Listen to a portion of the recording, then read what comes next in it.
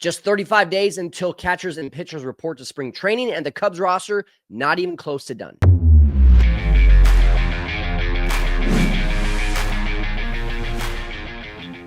Cubs fans, Setup Nation, what's up? It's me, Kyle Stanley, and I am not going to sugarcoat anything this episode. I try to be upbeat. I try to be optimistic. I would say on the scale of optimism as a Cubs fan, I'm probably around a 7.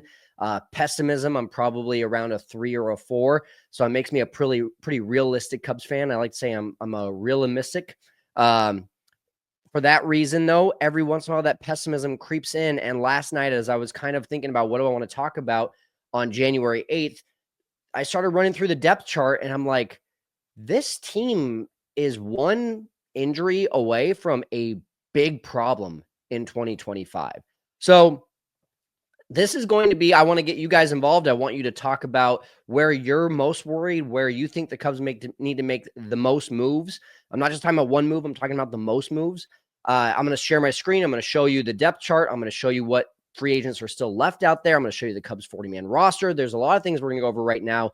But before we do, I do want to just make sure that you know that on tomorrow, January 9th, we are going to go live with Lance Brozdowski. Every single week, we're going live with Lance, and this is something that we're going to be talking about is the Cubs depth chart. But we're also going to talk about 3 free agents that the Cubs should sign from a reliever standpoint. Lance is going to break down a few free agents and what they're looking like, what is good about them, what's going to be a good fit for the Cubs.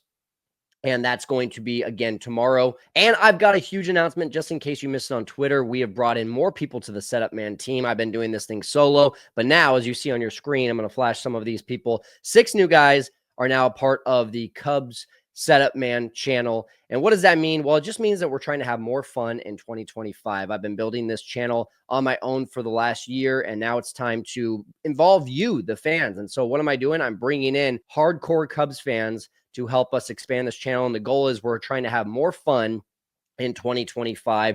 And this is eventually going to be a Cubs show for the fans, by the fans. And what I mean by that is we just want more fan involvement. So be on the lookout this year for more opportunities to get involved, for more opportunities to feel like you are a part of the Cubs community, a part of Cubs Nation, a part of Setup Nation. And there's going to be so much more as we continue to build this hashtag Setup Man movement. So make sure you're on the lookout, and there's going to be so much fun that we're going to have in 2025.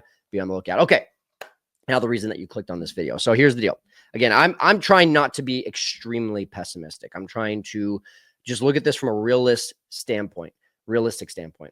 And what I've got here on the screen now, if you're listening on the podcast, I'm going to try to paint a great picture for you, but I would like you to go over to the YouTube channel, honestly, so that you have a better picture of this. You're seeing the Cubs depth chart according to Fangraphs. Expand this a little bit, maybe zoom in a little bit for you here so it makes it a little bit easier to see. There we go. All right. I'm not concerned about the outfield. Let me just make that clear. The outfield to me does not feel like it needs any more depth. It's the rest that we have one major injury away from, oh my God, what are we going to do? And let me just preface this. At this point last year, January 8th of 2024, the Cubs had made 0 major league moves. I believe their first one, it might have been even just within a few days of this. So we might even be on the day that they made their first move, but it was a couple days before CubsCon. It was Shota Imanaga, and then it was the Michael Busch trade. So already they're light years beyond where they were last offseason. Just to list it off for you, the MLB transactions so far this year: signing Matthew Boyd, trading for Kyle Tucker, signing Carson Kelly, trading the Codys, swapping the Codys, Cody Petit for Cody Bellinger, which was a negative. That was a minus move for the Cubs.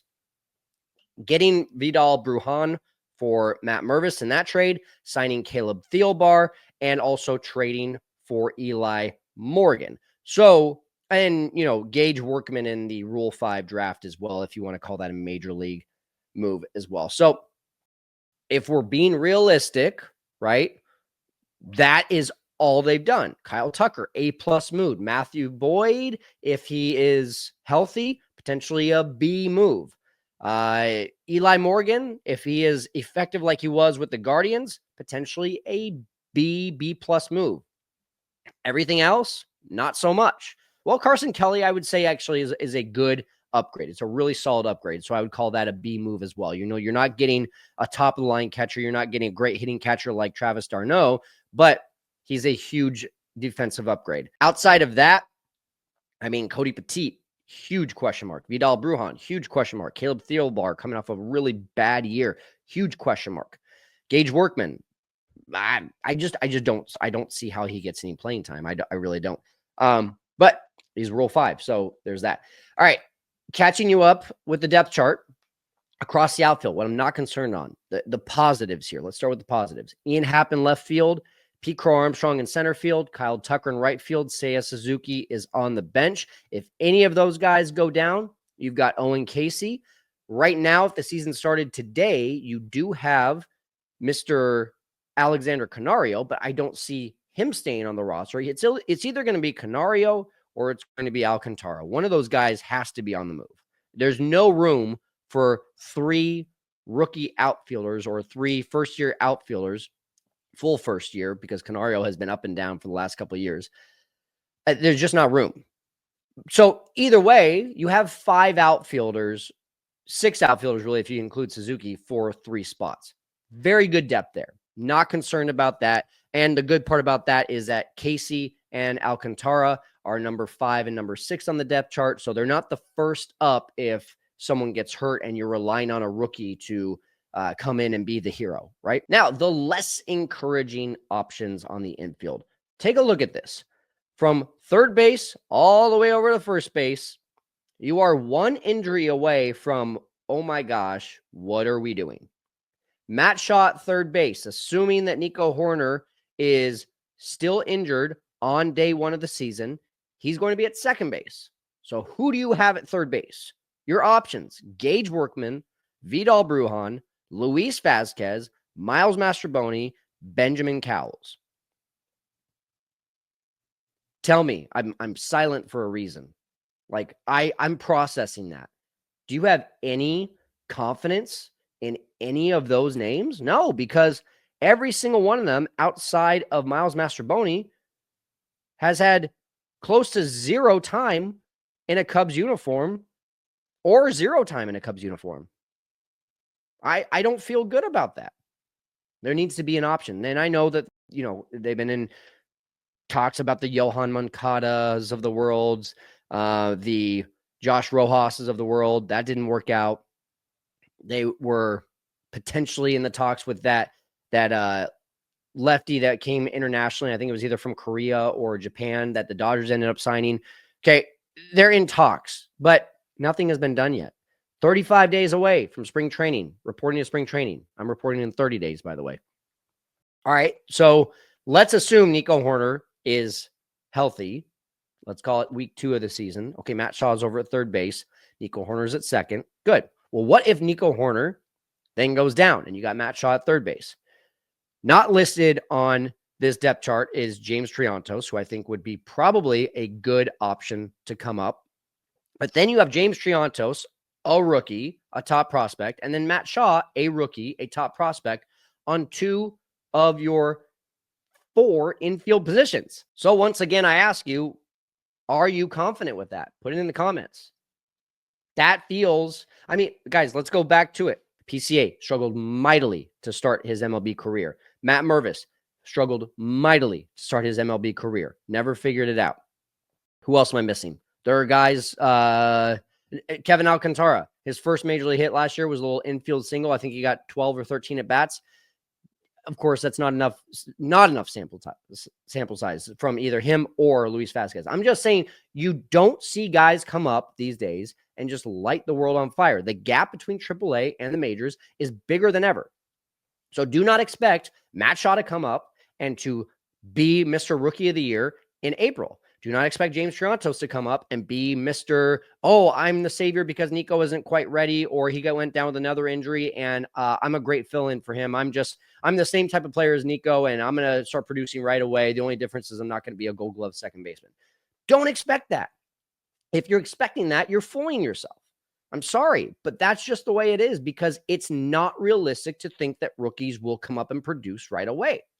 So, again, Matt Shaw at third base if he's healthy. Nico Hoerner at second base if he's healthy. If either one of them goes down, okay, here's another thing. Nico Hoerner's not ready for the beginning of the season. Matt Shaw pulls a hammy in spring training. What are you going to do at second and third base now? You're going to have Vidal Brujan start at third base and James Triantos at second, or Gage Workman at third base and Vidal Brujan at second? No. Now, I've heard Gage Workman, by the way, has a phenomenal glove. So at least you got that. But the dude's never been to AAA. He's only been in AA. He raked in AA, mid-8 OPS. I like what the potential is there, but he's not ready. Benjamin Cowles is not ready. I do not want to see another go around with Miles Mastrobuoni. Let's move on.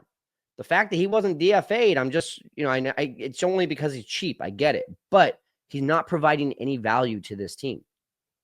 Now, even worse, Dansby Swanson had that core hip surgery or whatever it was, the super under the rug. Let's be quiet about it. Which, by the way, why are we being quiet about these surgeries? They're going to come out.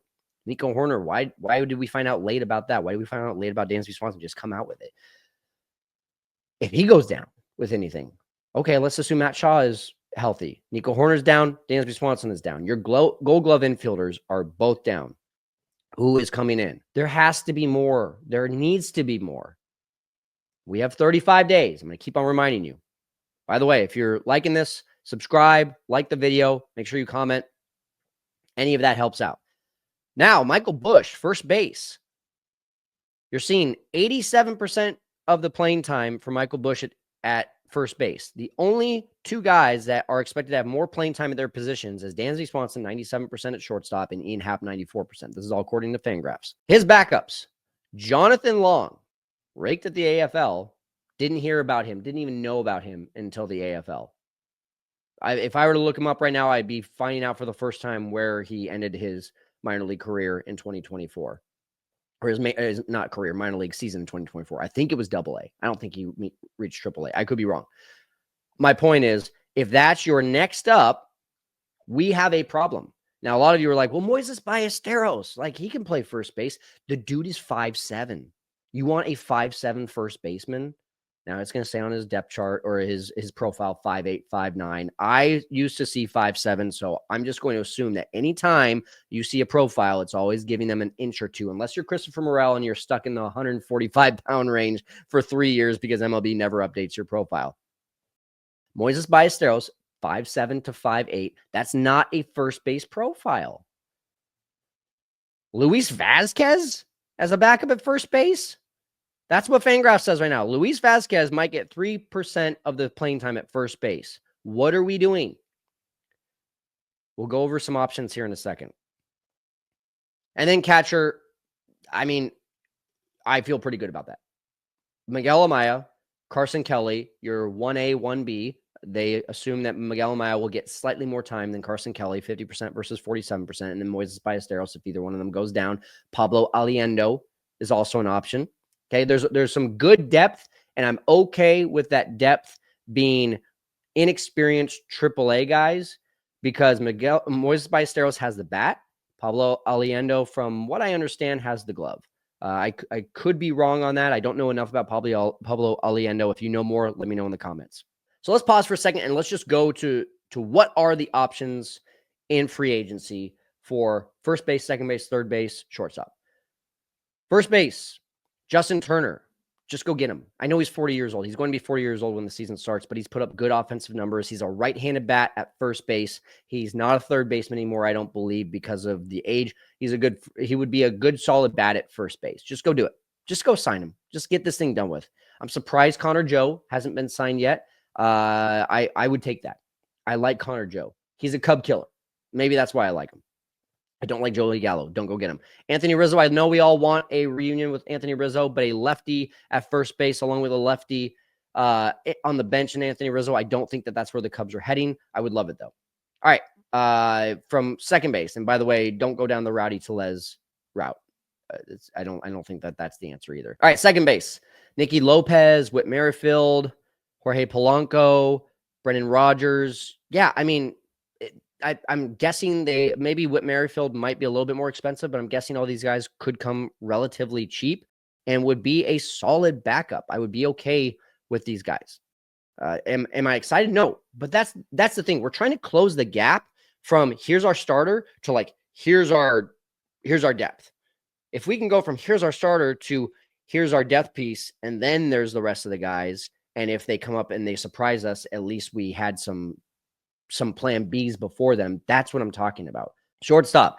I mean, all day long, Ha-Seong Kim, it's going to be costly. You're going to move him to third base. You're going to move Matt Shaw to second base, and then you're probably going to trade Nico Horner. That's what the moves would likely be, but that's not extremely likely. Jose Iglesias, immediate jolt into this team. Hispanic, Mexican rock concerts after the games. Let's do it. OMG all day long. I don't think that would carry over to the Cubs, but I'm just saying that would be a lot of fun. And he's probably the kind of guy that comes cheap still. He's 35 years old. And yes, he had a great season, but he's probably still going to come cheap. I don't know that Paul DeJong is going to go from White Sox, Cardinals to Cubs. That maybe he does, but he's also a toss-up. Outside of that, yeah, don't get Tim Anderson. I can tell you that right now. Third base. We keep talking about Yohan Moncada. He's going to be cheap. I like the upside. I don't think it's likely for the upside, but again, we're trying to close the gap of depth. Here's Matt Shaw. Here's the rest. I feel like Yohan Moncada is barely above the rest in terms of excitement, in terms of potential. He has a higher ceiling, but because of 5 years in a row of not performing, I don't know if that's the right move either. It's not Nick Magical, I can tell you that. So there you go. There's your position players. We'll run through the pitchers really quick. The starting pitchers, this is easy. You need at least one more starter. And I say at least one more starter because picture in your mind for a second. Opening day with the Dodgers, who you going to? It's probably Justin Steele. It might be Shota Imanaga. Against Yamamoto, against Tyler Glasnow. Apparently, Shohei Ohtani is not going to be ready for this season, so probably not him. Already, you're like, okay, we can go toe-to-toe with that. I can feel that. I was at the Shota Imanaga and Yamamoto game. Cubs came out on top on that one, even though Yamamoto was stellar. What's after that? Okay, you got whoever doesn't pitch on day one, Shota or Steele. Maybe the Cubs try to go in between. And they say, okay, we want a righty in between those lefties. Jameson Taillon is your number 2 starter. Remember last year? Came in with an oblique injury. So day 2 starter was actually Kyle Hendricks. I don't want to go down that road again. Get a number 2 or another number 1 righty. Slot him in between. If it's Pablo Lopez, slot him in between. That's awesome. Go for it. If they're not worried about the lefty, righty, lefty, okay, then it's Shota, then it's Steele. Then after that, flip a coin. Going up against a number 1, or a number 2 on any other team, are you comfortable with Jameson Taillon, Matthew Boyd, and Javier Assad going toe-to-toe with those guys? I don't know. If Javier Assad is on his game, yeah. If Matthew Boyd is healthy, sure. He did it against Tarek Skubal. If Jameson Taillon is as lucky in 2025 as he was in 2024, I only use the word luck, by the way, because of Fangraphs or Baseball Savant. I believe Baseball Savant said his 3.27 ERA should have been a 4.09 ERA. So there's luck involved. So not an opinion, that's a stat. If any of those guys go down, okay, Jordan Wicks is your number 5 starter. Jordan Wicks was hardly healthy in 2024. And then they've got Ben Brown, Caleb Killian, and Cade Horton as the depth pieces. Once again, injury. There is no legitimate depth there. If Ben Brown is healthy, I can tell you right now, the Cubs see him in the bullpen.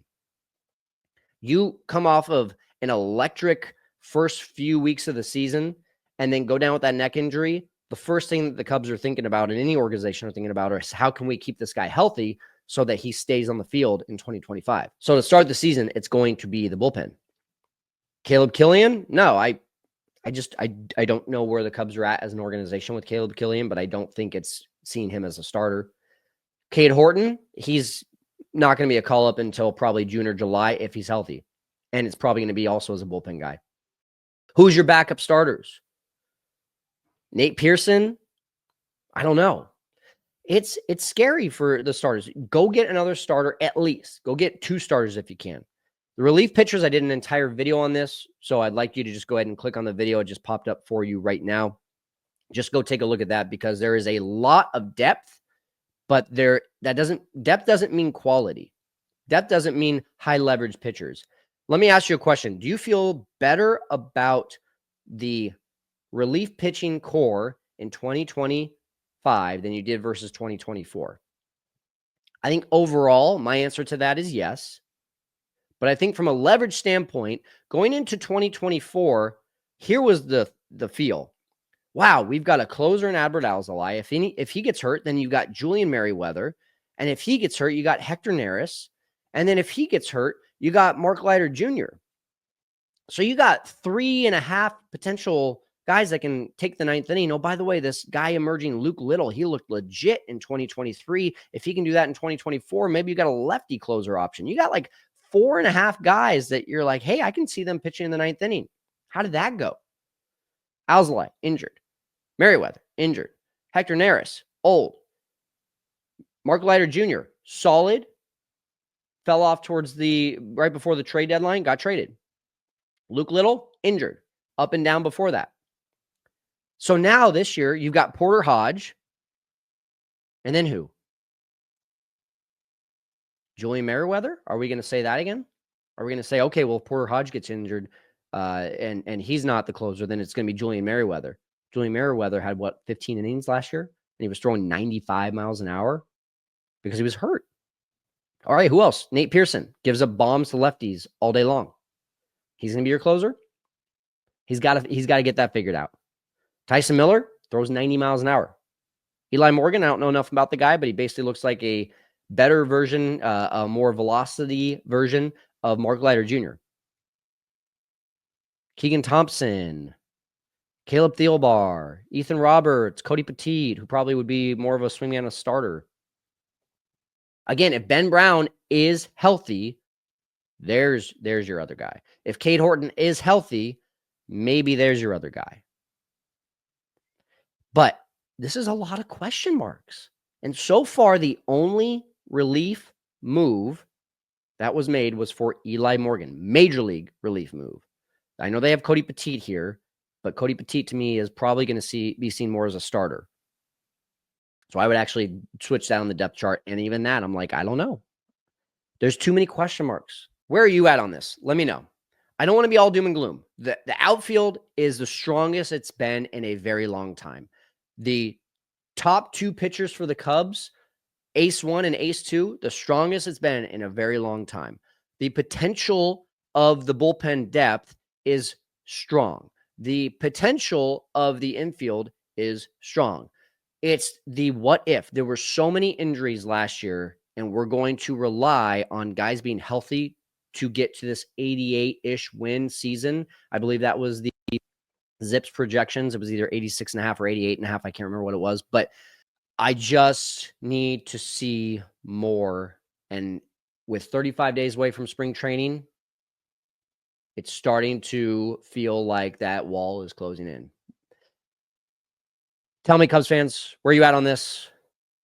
I'm going to go put my arm on ice. We'll see you later, Setup Nation.